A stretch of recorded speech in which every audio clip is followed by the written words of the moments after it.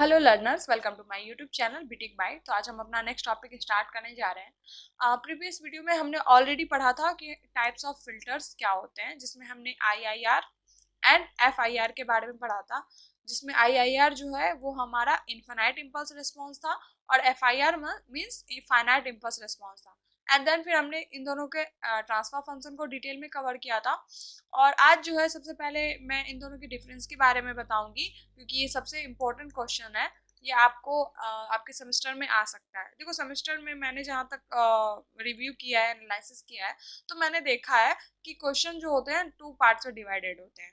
ठीक है, आपको 2 ऑप्शन होते हैं जिसमें किसी एक क्वेश्चन को आपको करना होता है। जिसमें मैंने देखा था कि एक जो होता है वो थ्योरी पार्ट वाला क्वेश्चन होता है, दूसरा जो होता है न्यूमेरिकल वाला होता है।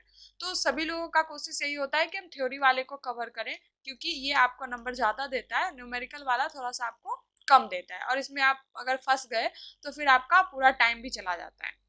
तो इस वजह से मेरा था कि जो आप लोग ज़्यादा से ज़्यादा थ्योरी पे फोकस करो। ठीक है, प्रैक्टिकल भी हम लोग करेंगे, बहुत अच्छे से करेंगे, but exam point of view से हमारा फोकस रहेगा कि हम थ्योरी ज़्यादा अच्छे से कवर करें। ठीक है, तो स्टार्ट करते हैं। तो हमारा क्या है, आईआईआर फिल्टर। जैसा कि मैंने आपको ऑलरेडी पिछली वीडियो में बहुत डिटेल में बताया था आईआईआर फिल्टर, एफआईआर फिल्टर के बारे में। तो यहाँ क्योंकि हम डिफरेंस पढ़ रहे हैं तो मैं फिर से रिकॉल कर देती हूँ।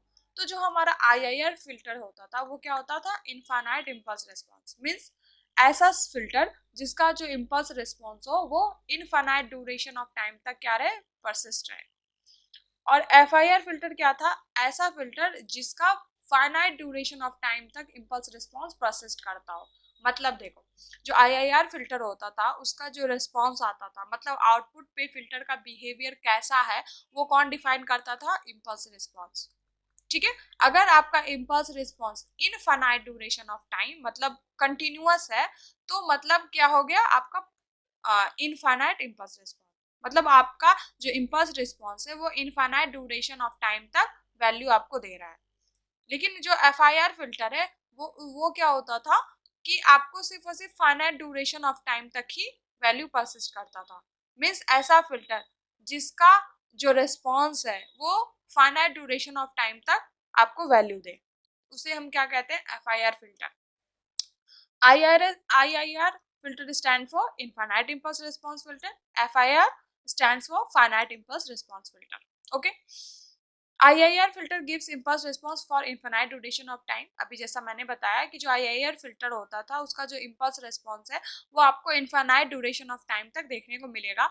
लेकिन जो FIR filter है वो आपको सिर्फ और सिर्फ finite duration of time तक ही उसका impulse response आपको देखने को मिलेगा। ओके। इनफाइनाइट इम्पल्स रिस्पॉन्स में फीडबैक सिस्टम आता है।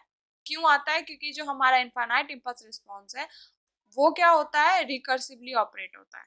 और मैंने बताया था कि रिकर्सिव फंक्शन में क्या, रिकर्सिव सिस्टम में क्या होता था, जो आउटपुट होता था वो अपने सारे पास्ट आउटपुट वैल्यू पे yn-1 n-2 के तक, और इसके अलावा करेंट इनपुट पे, और सारे अपने पास्ट इनपुट वैल्यू पे डिपेंड करता था। मीन्स जो रिकर्सिव ऑपरेशन होता था वो क्या होता था, उसका जो आउटपुट आता था वो ये कि आउटपुट वैल्यू इनपुट पे भी डिपेंड करेगा और आउटपुट वैल्यू पे भी डिपेंड करेगा। ठीक है, जो भी पास्ट आउटपुट वैल्यू है उस पर भी डिपेंड करेगा। और साथ ही जो इनपुट वैल्यू है, इनपुट वैल्यू में 2 आते थे। पहला होता था करेंट इनपुट और दूसरा होता था हमारा पास्ट इनपुट वैल्यू। ठीक है, तो ये हमारा कौन डिफाइन करता था, रिकर्सिव। तो जो आईआईआर फिल्टर है वो रिकर्सिवली ऑपरेट होता है। मीन्स जो इसका आउटपुट होगा वो अपने सारे पास्ट आउटपुट वैल्यू, इसके साथ अपने सारे करंट इनपुट वैल्यू और अपने पास्ट इनपुट वैल्यू पे डिपेंड करेगा। इस वजह से क्या होता था, हमारा फीडबैक लूप जनरेट होता था, क्योंकि इसको आउटपुट पास्ट वैल्यू की भी रिक्वायर्ड होती थी। तो यहाँ पर हमारा क्या जनरेट हो जाता था, फीडबैक सिस्टम। तो आईआईआर फिल्टर में आपको फीडबैक सिस्टम देखने को मिलेगा। अब वही फीडबैक सिस्टम आपको एफआईआर फिल्टर में नहीं देखने को मिलेगा। क्यों, क्योंकि जो एफआईआर फिल्टर है ये नॉन रिकर्सिवली ऑपरेट होता है। नॉन रिकर्सिवली मतलब इसको सिर्फ और सिर्फ इनपुट वैल्यू से मतलब है, इनपुट वैल्यू से, इसको आउटपुट वैल्यू से कोई मतलब नहीं होता था।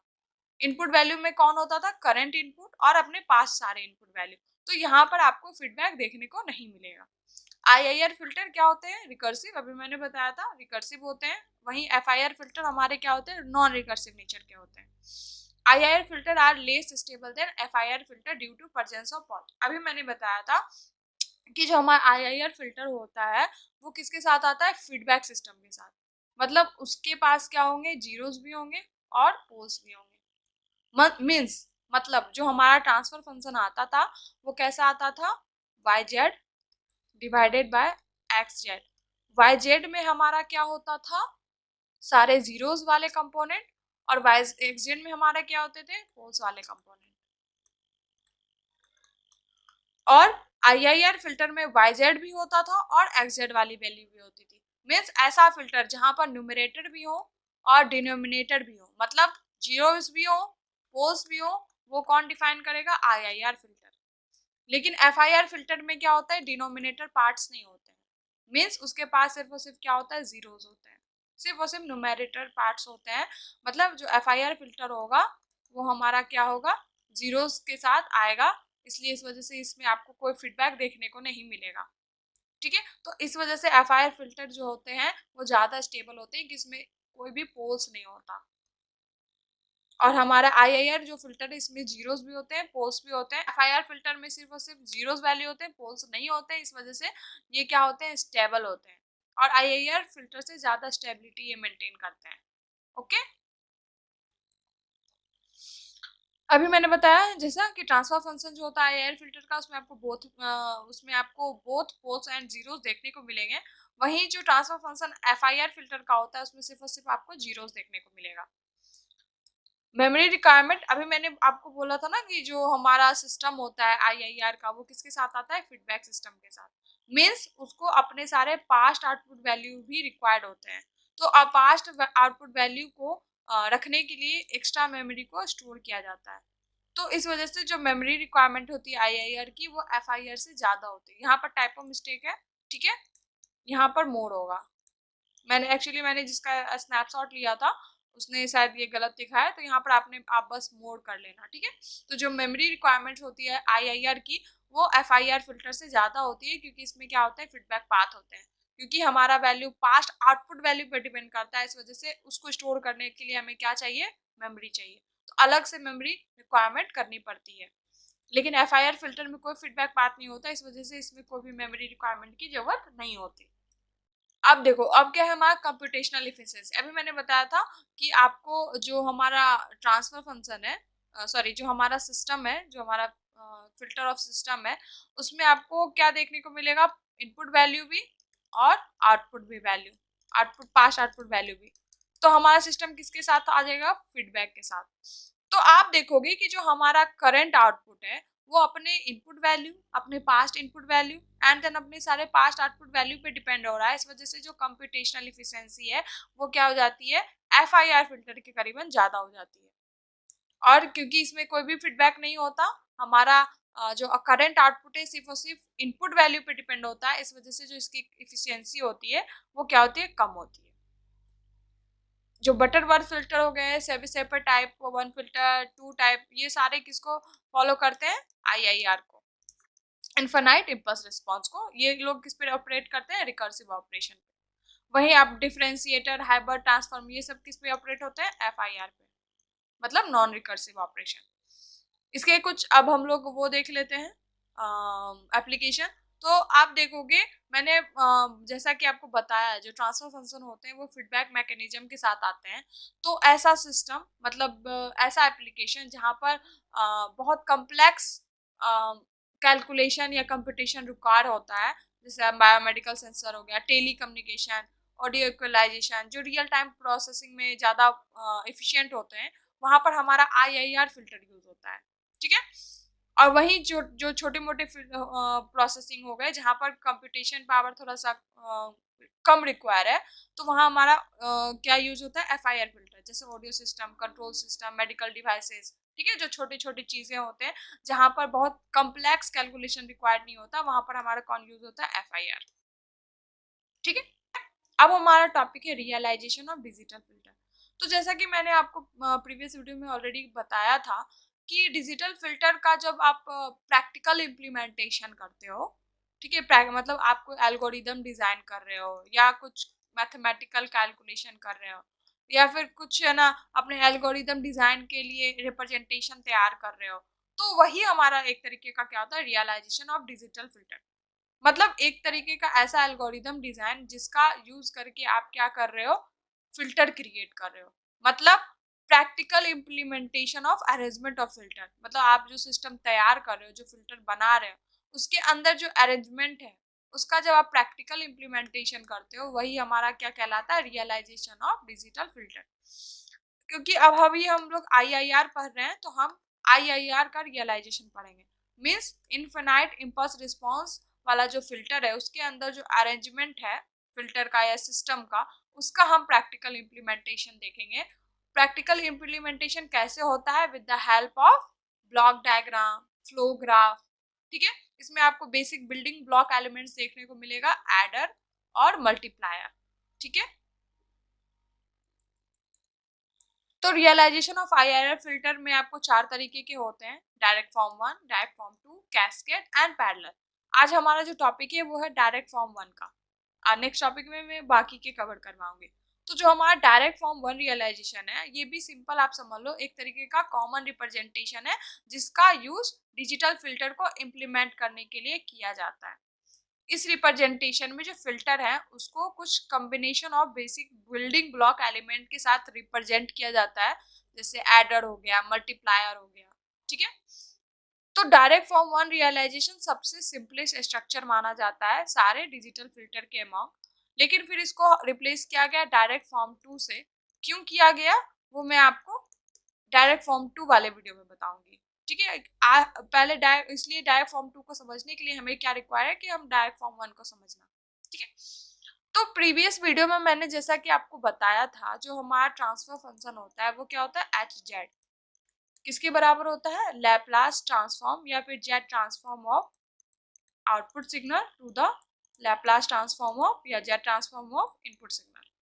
ठीक है, ये जो है हमारा कौन सा है, जीरोस वाले कंपोनेंट, ये हमारे कौन से हो गए, पोल्स वाले कंपोनेंट। ठीक है, और हमने क्या पढ़ा था, जो एच जेड है वो किसके बराबर होता है, सिग्मा के का वैल्यू कहाँ से स्टार्ट होगा, 0 से कहाँ तक जाएगा, m तक, b के कोफिशियंट्स, और हमारा क्या होता था, z -1, यही हमने पढ़ा था।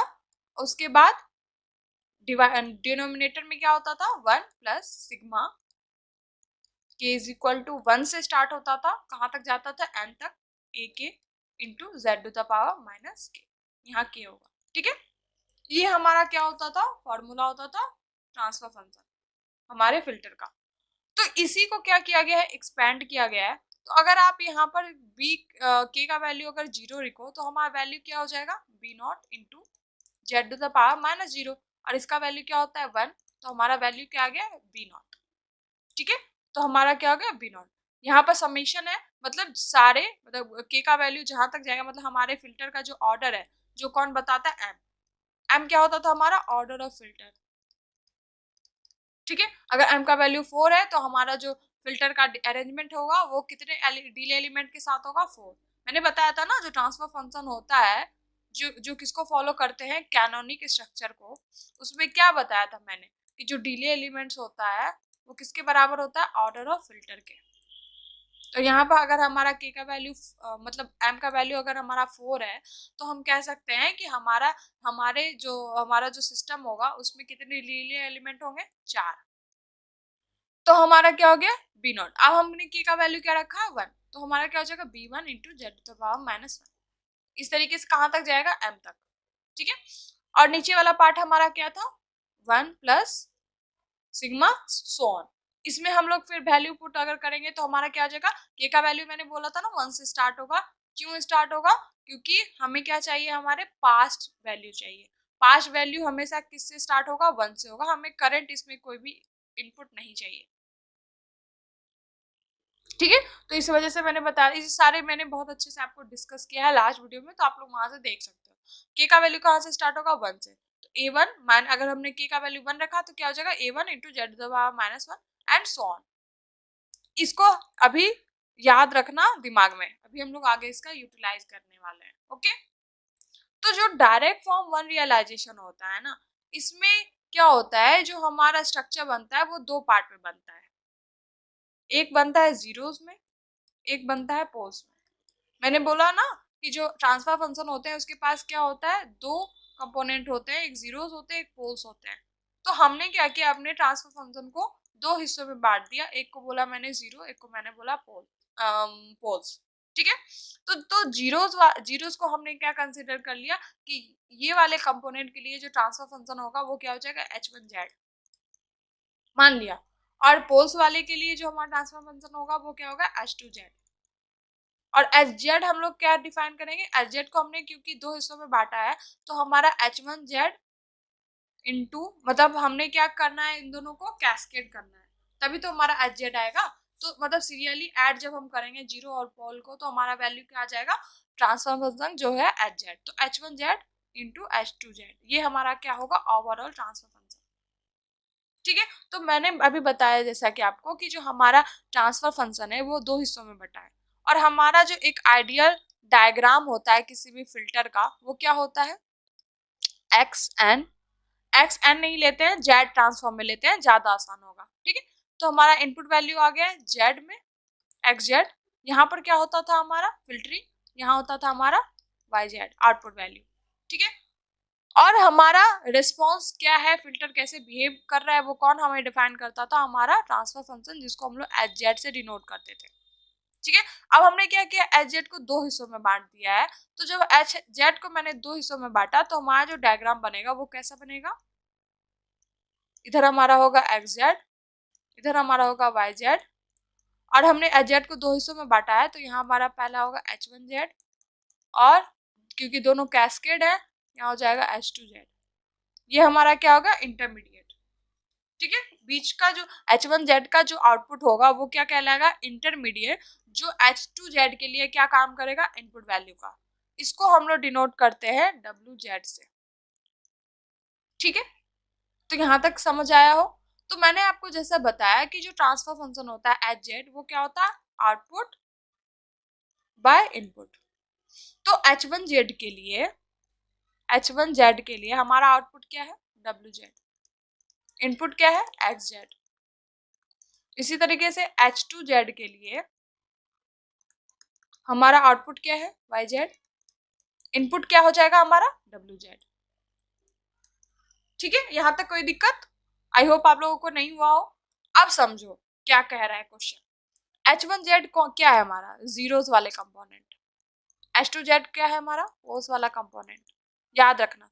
तो जीरोस के लिए जो हमने समीशन निकाला था वो क्या निकाला था, याद करो, B0 plus B1 into Z to the power -1 plus B2 into Z to the power -2, so on, कहाँ तक जाएगा, M तक जाएगा। ये निकाला था ना, जो हमारा मैंने बताया था ना अभी, जो न्यूमरेटर पार्ट होगा वो क्या होंगे जीरो, जो डिनोमिनेटर होंगे वो क्या होंगे पोल। तो हमने जीरोस में भी ऊपर देखा था ना, ऊपर देखा था ना हमने इक्वेशन कि न्यूमरेटर में हमने क्या लिखा था, B0 B1 सॉन। तो ये हमारा हो गया। तो हमारा एक्स जेड जो हमारा इनपुट सिग्नल है, जो H1Z है, ये क्या है, जीरोस कंपोनेंट वाले हैं। तो जो हमारा WZ होगा वो क्या हो जाएगा, XZ, और इससे मल्टीप्लाई हो जाएगा सारा। मतलब हम लोग क्या कह सकते हैं, WZ को इनपुट सिग्नल और हमारा ट्रांसफर फंक्शन, यही तो होगा ना हमारा। मैंने बताया था ना ट्रांसफर फंक्शन क्या होता है, HZ WYZ बाय XZ। तो हमारा जो आउटपुट होता था वो क्या होता था, HZ इंटू XZ। ये हमारा क्या है, ट्रांसफर फंक्शन है, जो ये बताता है कि हमारा आउटपुट और इनपुट के बीच का बिहेवियर क्या है, रिलेशनशिप क्या है। ठीक ठीक है, तो स्टार्ट करते हैं हम अपना इसका आइडियल डायग्राम। तो हमारे पास जो इनपुट आ रहा है वो क्या आ रहा है, XZ, आउटपुट क्या आ रहा है हमारा, WZ। हमें क्या निकालना है, H1Z।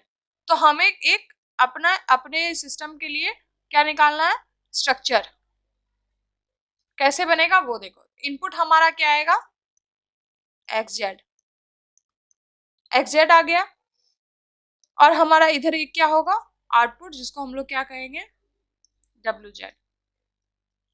ठीक है, और मैंने क्या बताया था, जो आउटपुट पे जो वैल्यूज होंगे वो क्या होंगे, जितने भी इनपुट आ रहे हैं वो सारे के सम के बराबर हमारा क्या होगा, आउटपुट वैल्यू। तो हमारा यहाँ पर एक एडर और ऐड हो जाएगा, ऐड, क्योंकि यहाँ पर हमारा क्या होगा, टोटल सबमिशन होगा, तब हमारा क्या निकलेगा, आउटपुट, जिसको हम लोग क्या कहेंगे, WZ।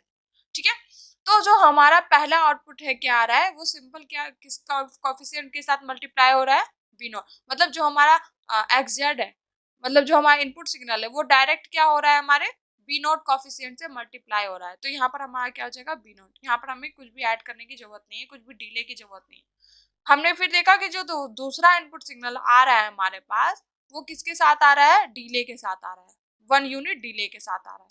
तो हम क्या करेंगे, इनपुट सिग्नल हमारा क्या है, एक्स जेड, तो हम यहाँ पर क्या लगा देंगे, एक डिले, और उसके बाद कोफिशिएंट b1 से मल्टीप्लाई हो रहा है, ठीक है, b1 से मल्टीप्लाई हो रहा है, और अगेन ये कहाँ जाएगा, हमारे wz पे जाएगा, ठीक है।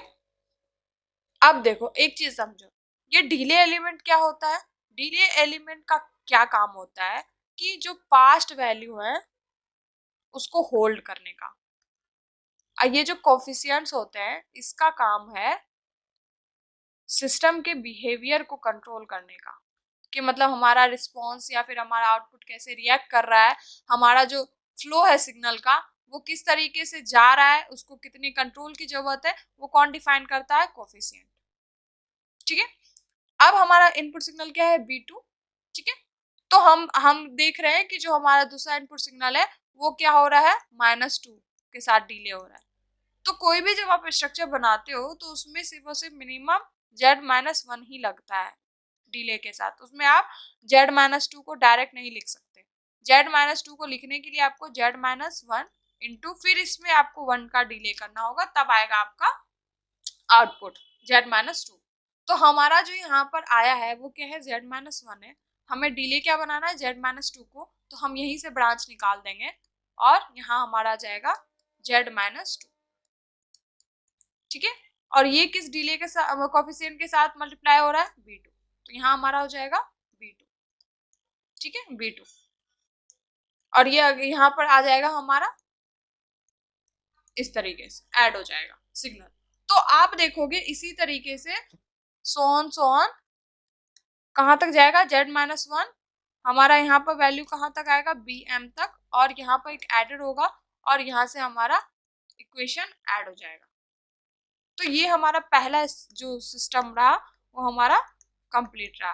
मैंने अपना पहला सिस्टम बना लिया जो हमारा जीरोस को डिफाइन कर रहा है, ठीक है। और अभी मैंने बताया था जीरोस और फिर पोल्स दोनों निकालने के बाद उनको हमें क्या कर देना है, कैस्केड कर देना है, तो हमारा ओवरऑल स्ट्रक्चर बन जाएगा। हमने जीरोस निकाल लिया, अब हमें क्या निकालना है, पोल्स, ठीक है। तो पोल्स के लिए हमारे पास जो इनपुट था वो क्या था, WZ, ठीक है, और जो आउटपुट था वो क्या था, YZ। तो H2Z जो हमारा क्या था, पोल्स के लिए ट्रांसफर फंक्शन, वो क्या हो जाएगा, YZ बाय WZ। और मैंने आपको बताया था पोल्स का इक्वेशन क्या था, 1 प्लस डिनोमिनेटेड वाला part A1 into Z⁻1 plus A2 into Z⁻2 plus A3 into Z⁻3 and so on m तक जाएगा, ठीक है। क्यों ऐसा होता था, 1 से क्यों स्टार्ट हो रहा था, क्योंकि ये पास्ट वैल्यूज है, ये पास्ट वैल्यू है, मतलब ये क्या क्रिएट करेंगे, ओवरऑल हमारा फीडबैक क्रिएट करेगा। तो फीडबैक कैसे क्रिएट होगा वो देखो। तो इसके लिए जो हमारा स्ट्रक्चर बनेगा, हमारा यहाँ से आएगा क्या, WZ, और हमारा यहाँ पर क्या हो जाएगा, YZ सिंपली, और यहाँ पर हमारा क्या ऐड हो रहा है, यहाँ से WZ इनपुट सिग्नल, तो हम यहाँ पर क्या लगाएंगे, एक एडर लगाएंगे जहाँ से हमारा क्या आ रहा है, WZ, ठीक है, WZ, और हमारा यहाँ पर YZ हो गया, क्योंकि ये फीडबैक लूप है तो हमारे YZ के साथ निकलेगा अब हमारा वैल्यू, ठीक है। तो पहला डिले क्या हो रहा है, 1 यूनिट से, तो हम यहाँ पर क्योंकि ये हमारा पास्ट वैल्यूज है तो हमारा ये क्या कैसा बनेगा, फीडबैक की तरह काम करेगा। इधर हमने क्या क्रिएट किया था, अपना जीरोस वाला पार्ट ऑलरेडी क्रिएट कर लिया था, अब हम देख रहे हैं हमारा पोल्स वाला पार्ट। तो जो हमारा फीडबैक है वो -1 से डिले हो रहा है, तो हम यहाँ से ब्रांच निकालेंगे -1 का, और हम देख रहे हैं ये क्या हो रहा है, 1 कोफिशिएंट से मल्टीप्लाई हो रहा है, तो हम यहाँ पर जो हमारा वैल्यू आएगा, देखो यहाँ पर प्लस है लेकिन जो आप कोफिशिएंट्स लिखोगे वो हमेशा अपोजिट वाला साइन होगा, मतलब माइनस प्लस a1 है तो यहाँ पर क्या हो जाएगा माइनस a1। अगर यहाँ पर माइनस a1 होता तो जो कोफिशिएंट आप लिखते वो कैसा लिखते, प्लस a1, क्योंकि जो हमारा फीडबैक है वो क्या हो रहा है, रिवर्स हो रहा है, मतलब जो हमारा आउटपुट है वो दूसरे करंट आउटपुट के लिए क्या बन रहा है, पास्ट इनपुट वैल्यू बन रहा है, इस वजह से हमारा ये क्या हो जाएगा, माइनस हो जाएगा। ठीक है, माइनस कोफिशिएंट के साथ आएगा, मतलब जो इक्वेशन में जो आपको आएगा वैल्यू या जो साइन आपको देखने को मिलेगा उसका आप लोग जस्ट इनवर्स लोगे। ठीक है, उसके बाद दूसरा हमारा क्या है, अगेन 1 डिले के साथ, तो यहाँ हो जाएगा -1। ठीक है, -1 हो जाएगा और यहाँ से हमने ब्रांच निकाल दिया, यहाँ हमारा क्या हो जाएगा, एक एडर हो जाएगा। देखो जब एक सिग्नल को आप जब दूसरे सिग्नल से ऐड करोगे ना तो आप क्या लगाओगे, एडर लगाओगे, एडर। ठीक है, तो हमारा यहाँ से एक सिग्नल आया, हमारा यहाँ से सिग्नल आया, ये दोनों हमारा इस जगह पे गया और इधर से हमारा क्या आ रहा है, WZ आ रहा है। ठीक है, उसके बाद हमारा इसी तरीके से गए हम लोग, Z-1 होगा, यहाँ पर एक एडर लगेगा, अगेन यहाँ क्या हो जाएगा वैल्यू, -a⁻⁻m m तक जाएगा। ठीक है, ये था हमारा A2। तो ये हमारा क्या हो गया, सेकेंड वाला पार्ट। तो अब हमें अपना सिस्टम 1 और सिस्टम 2 को ऐड करने की जरूरत है। हमें कैसे ऐड करना है, कैस्केड में ऐड करना है। तो जब आप इन दोनों स्ट्रक्चर को ऐड करोगे तो हमारा स्ट्रक्चर जो बनेगा वो ये वाला बनेगा, जो मैंने ऑलरेडी आपको यहाँ पर बना के दिया है। यहाँ से हमारा यहाँ वाला पार्ट जो है, यहाँ पर ये वाला पार्ट हमारा क्या है, WZ। ये वाला इधर वाला जो पार्ट है जो आपका लेफ्ट में देखने को मिल रहा है, ये कौन सा पार्ट है हमारा, जीरोस वाला। और यहाँ पर जो है वो हमारा राइट में जो है वो हमारा कौन सा है, पोल्स वाला। और ये WZ जो है वो हमारा क्या है, इंटरमीडिएट। तो हमने पहले सिस्टम 1 में इतना वाला पार्ट कवर किया था एंड देन हमने सिस्टम 2 में ये वाला पार्ट कवर किया, और अब हमें क्या करना है, इन दोनों को कैस्केड करना है। तो जब हम कैस्केड करेंगे सीरियली तो हमारा जो डायग्राम बनेगा वो कैसा बनेगा, ऐसा बनेगा। इसी को हम लोग कहते हैं डायरेक्ट फॉर्म 1। अब इसको हम लोग डायरेक्ट फॉर्म 1 क्यों कहते हैं वो देखो, जो इसमें आप देख रहे हो कोफिशिएंट्स वो क्या होते हैं ना, डायरेक्टली मल्टीप्लाई होते हैं किसके साथ, डिले एलिमेंट के साथ या फिर इनपुट आउटपुट सिग्नल के साथ। जो हमारा इनपुट सिग्नल आ रहा है उसमें आप देख रहे हो डायरेक्टली मल्टीप्लाई हो रहा है हमारा सारा कोफिशिएंट्स, तो इस वजह से इसको हम लोग कहते हैं डायरेक्ट फॉर्म 1। ठीक है, तो आई होप आप लोगों को चीजें क्लियर हुई हो। अगर इसमें कहीं से कोई भी दिक्कत हो तो आप लोग कमेंट में पूछना। नेक्स्ट वीडियो में मैं डायरेक्ट फॉर्म 2 बताऊंगी, फिर हम लोग पैरेलल एंड कैस्केड पढ़ेंगे। और बाकी कोई भी दिक्कत हो तो आप लोग कमेंट में पूछना। बाकी मैं एक क्वेश्चन लेके आई हूँ, वो भी मैं आप लोगों को करा देती हूँ ताकि आप लोग और भी ज़्यादा अच्छे से समझ पाओ। ठीक है, तो जो हमारा क्वेश्चन है वो क्या है, yn -0.25 yn-1 is equal to 0.5 xn plus 0.5 xn-1। हमें क्या करना है, इसका डायरेक्ट फॉर्म 1 निकालना है, डायरेक्ट फॉर्म 1 स्ट्रक्चर निकालना है। कैसे निकालेंगे, सबसे पहले पहला रूल, अगर आपका कोई भी फ्रीक्वेंसी n के फॉर्म में है या t के फॉर्म में है तो मतलब हमारा जो सिग्नल है वो किसमें, टाइम डोमेन में। सबसे पहले हमें इस सिग्नल को z ट्रांसफॉर्म में निकालना है, क्योंकि जो हमने ट्रांसफर फंक्शन निकाला था वो किस में आता था, z के फॉर्म में आता था। तो सबसे पहले कोई भी अगर आपको सिग्नल देखने को मिले, ऐसा जरूरी नहीं है कि सारे सिग्नल आपको z ट्रांसफॉर्म में ही देखने को मिलेगा, आपको करना पड़ेगा एक्सटर्नली। ठीक है, तो हम क्या करेंगे, इसका सबसे पहले z ट्रांसफॉर्म निकालेंगे। तो yn का क्या हो जाएगा, yz। 0.25 हमारा कोफिशिएंट है तो ऐसा ही रह जाएगा। अब देखो z ट्रांसफॉर्म क्या होता है, अगर yn-1 है, इसका अगर आप z ट्रांसफॉर्म निकालो तो वैल्यू जो होगी वो होगी yz इंटू z⁻⁻1। और अगर yz इंटू z⁻⁻1 है, इसका अगर इनवर्स ट्रांसफॉर्म करो, इनवर्स ट्रांसफॉर्म, तो हमारा क्या होगा, yn-1। ये याद रखना कि yn-1 या फिर xn-1 का जो ट्रांसफॉर्म होगा वो क्या होगा, yz इंटू z⁻⁻1 और इसका क्या होगा, xz इंटू z⁻⁻1। याद रखना, ठीक है। तो वाई एन माइनस वन का क्या हो जाएगा, Y Z into Z to the power minus one is equal to 0.5। X N का मैंने बताया था क्या होगा, X Z into Z to the power minus one plus 0.5, sorry X N, यहाँ पर कोई डिले है नहीं तो यहाँ डिले नहीं होगा, यहाँ पर एक्स एन माइनस वन है तो 0.5 into X to the power N minus one को हम लोग क्या लिखेंगे, X Z into Z to the power minus one. X N का क्या था हमारा एक्स जेड, ठीक है। अब देखो, अब हमें क्या करना है, हमारा वाई जेड, हमें वैल्यू क्या निकालना है, एच जेड, ट्रांसफर फंक्शन निकालना है। एच जेड क्या होता है, Y Z by X Z, मतलब हमें ultimately Y Z by X Z निकालना है। तो हम अपने सारे वाई जेड को एक तरफ ले आएंगे, एक्स जेड को हम लोग क्या करेंगे, एक तरफ ले आएंगे। तो वाई जेड यहाँ पर आप देखोगे तो यहाँ से अगर आप वाई जेड कॉमन लो तो वैल्यू क्या आएगा, 1 minus 0.25 into Z to the power minus one, ठीक है, कॉमन लिया हमने। और यहाँ पर एक्स जेड को अगर आप कॉमन लो तो क्या आएगा, 0.5 plus 0.5 into Z to the power minus one, हमारा ये आएगा। हमें क्या निकालना है, Y Z by X Z. तो Y Z by X Z हमारा क्या हो जाएगा, ये वैल्यू हमारा ऊपर हो जाएगा 0.5 plus 0.5 Z to the power minus one divided by 1 minus 0.25 into Z to the power minus one. तो सबसे पहला इम्पॉर्टेंट पार्ट कि कोई भी अगर आपको इक्वेशन मिले तो उसको आपको सीधे किस में निकालना है, B not B one into Z to the power minus one so on divided by 1 plus A one Z to the power minus one A to the power A two into Z to the power minus two and so on. आपका कोई भी equation इस form में होना चाहिए, यही आपका transfer function को डिफाइन करता है। हमारा ऑलरेडी आ चुका, बी नोट की जगह हमारा क्या है 0.5, और बी वन जेड वन क्या है हमारा, बी वन का कोफिशिएंट भी हमारा सेम है 0.5, और हमारा मतलब हमने अपने क्वेश्चन को क्या कर लिया है, इक्वलाइज कर लिया है। अब हम लोग इसको आराम से हम अपना स्ट्रक्चर निकाल सकते हैं, ठीक है। तो स्ट्रक्चर क्या होगा, ये हमारा क्या है जीरोस, ये हमारा क्या है पोल्स। तो मैंने बोला था ना डायरेक्ट फॉर्म वन में पहले जीरोस होता है देन पोल्स होता है।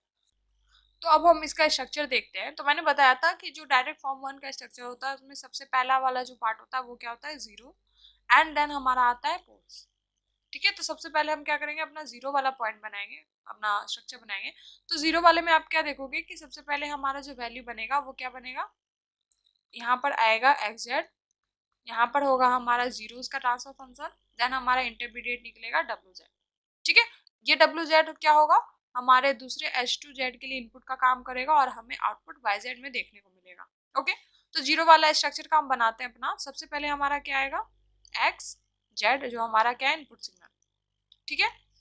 हमारा एक्स जेड में क्या हो रहा है, 0.5 से मल्टीप्लीकेशन हो रहा है, मतलब कोफिशिएंट हमारे जो इनपुट सिग्नल है वो 0.5 कोफिशिएंट से मल्टीप्लाई हो रहा है। तो यहाँ पर जो कोफिशिएंट्स होंगे वो क्या होंगे, 0.5, क्योंकि इनपुट सिग्नल है। तो ये हमारा क्या है, क्योंकि और ये जो साइन है ये बता रहा है कि जो हमारा सिग्नल है वो फीड फॉरवर्ड में है, ठीक है, फीड फॉरवर्ड में। उसके बाद हमने क्या देखा है कि जो हमारा सिग्नल है इनपुट सिग्नल वो यूनिट डिले के साथ आ रहा है।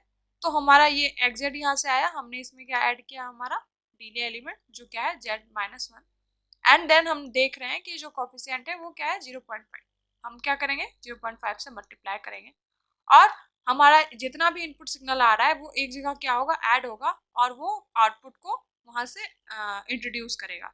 तो यहाँ पर हम क्या लगाएंगे, एक एडर लगाएंगे, और हमारा सारा सिग्नल यहाँ पर हमारा आएगा, और यहाँ से हमारा क्या निकलेगा, WZ, जो दूसरे के लिए क्या बनेगा, इनपुट का काम करेगा। तो ये हमारा क्या हो गया, जीरो वाला पार्ट। अब हम देखते हैं हमारा आउटपुट वाला पार्ट। तो आउटपुट में क्या होता है वो देखो। तो यहाँ से हमारा क्या आया, WZ आया, और यहाँ पर एक एडर लगेगा। क्यों, क्योंकि जो पोस्ट वाला पार्ट होता है वो क्या होता है, फीडबैक पाथ होता है, मतलब जो हमारा आउटपुट निकलेगा वो क्या होगा, फिर दूसरे के लिए इनपुट का काम करेगा, दूसरे के लिए, ठीक है। तो इस वजह से हम यहाँ पर क्या लगाएंगे, फीडबैक पाथ लगाएंगे। तो हम देख रहे हैं कि जो हमारा पहला है वो डायरेक्टली 1 से मल्टीप्लाई हो रहा है YZ, तो ये हमारा क्या हो जाएगा, 1 ही हो जाएगा, इसमें हम लोग कुछ नहीं करेंगे। ये हमारा क्या है, YZ ही है, आउटपुट ही है। एंड देन हम देख रहे हैं कि हमारा जो आउटपुट है वो क्या हो रहा है, -1 से डिले हो रहा है। तो हम यहाँ पर क्या लगाएंगे, हमारा -1 का डिले लगाएंगे, एंड देन फिर हम देख रहे हैं वो 0.25 कोफिशिएंट से मल्टीप्लाई हो रहा है, लेकिन साइन हमारा क्या है, माइनस। तो मैंने बताया था अपोज वाले में साइन कन्वेंशन याद रखना, अगर आपके पास माइनस लिखा हुआ है तो आपको उस कोफिशिएंट को प्लस में लिखना है, तो हमारा क्या हो जाएगा प्लस में। क्योंकि ये फीडबैक पाथ है तो हमारा जो साइन बनेगा वो कैसा बनेगा, इनवर्स बनेगा, और ये कहाँ जाएगा, हमारे इनपुट सिग्नल के पास, और यहाँ पर हमारा क्या होगा, सिग्नल ऐड होगा, एंड हमारा फिर क्या जनरेट होगा, हमारा आउटपुट। फिर जो आउटपुट आएगा वो अगेन किसी डिले के साथ आएगा, उसमें कुछ कोफिशिएंट्स मल्टीप्लाई होंगे, फिर वो जाएगा एक जगह जहाँ पर सारे सिग्नल क्या होंगे, ऐड होंगे, और फिर हमारा क्या निकलेगा, आउटपुट। तो ये हमारा क्या बन गया, हमारा इस सिग्नल के लिए, इस ट्रांसफर फंक्शन के लिए हमारा स्ट्रक्चर, जो क्या है, डायरेक्ट फॉर्म 1। ठीक है, आई होप आप लोगों को इसमें कहीं से कोई दिक्कत ना आई हो। अगर कहीं से कोई भी दिक्कत आए तो पूछना। आपको जो सिलेबस होगा या फिर जो बुक होंगे आपको प्रोवाइड किए गए होंगे, उसमें बहुत सारे न्यूमेरिकल्स होंगे, तो अगर आप लोग उसको प्रैक्टिस करोगे तो आपके लिए और भी चीज़ें आसान हो जाएगी। और कहीं से अगर कोई दिक्कत होगी तो आप लोग पूछना, ठीक है। ऐसा नहीं है कि आप लोग कमेंट में मत पूछना, आप लोग आराम से पूछ सकते हो। मैं आपको कमेंट में या तो सॉल्यूशन बता दूंगी, या फिर मैं आपको अपने मेल आईडी दे दूंगी, उसमें आप अपने क्वेश्चन पोस्ट कर देना, तो मैं आपको मेल के थ्रू आपको आपके क्वेश्चन को सॉल्व कर दूंगी, ठीक है। तो आज के लिए बस इतना ही रखते हैं, आप लोग क्वेश्चन वगैरह सॉल्व करो, ठीक है, क्योंकि हमारा एग्जाम 24 को है, तो काफ़ी टाइम है हमारे पास। तो मैं चाह रही हूँ कि आप लोगों को ज़्यादा बर्डन नहीं दूँ, क्योंकि आपके पास और भी ज़्यादा सब्जेक्ट्स होंगे पढ़ने के लिए, तो इस वजह से हम लोग थोड़ी थोड़ी चीज़ें को कवर करेंगे और एग्जाम से पहले कवर करेंगे, आप लोग टेंशन नहीं लेना, ठीक है। तो आज के लिए बस इतना ही, मिलते हैं नेक्स्ट वीडियो में। अगर वीडियो अच्छी लगे तो लाइक शेयर एंड सब्सक्राइब। बाकी आज के लिए इतना ही, मिलते हैं नेक्स्ट वीडियो में, तब तक के लिए स्टे ट्यून, बाय।